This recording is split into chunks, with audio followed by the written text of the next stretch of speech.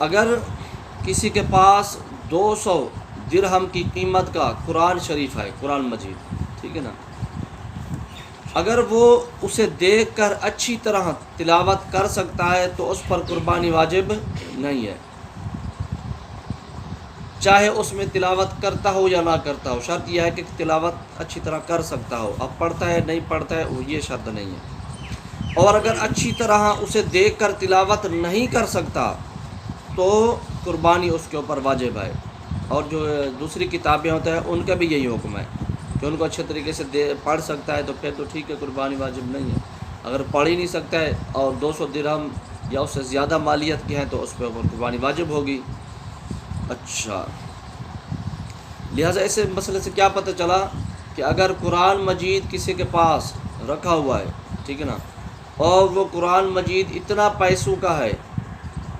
جس سے قربانی واجب ہوتی ہے، اور وہ بندہ دیکھ کر اس قرآن مجید کو اچھے طریقے سے پڑھ بھی نہیں سکتا تو اس کے اوپر کیا ہوگی؟ قربانی واجب ہوگی۔ ہاں، اگر اچھے طریقے سے اس قرآن مجید کو دیکھ کر یہ پڑھ سکتا ہے، لیکن اس کے چاہے وہ پڑھتا نہیں ہے، اگرچہ وہ پڑھتا نہیں ہے لیکن یہ پڑھ سکتا ہے،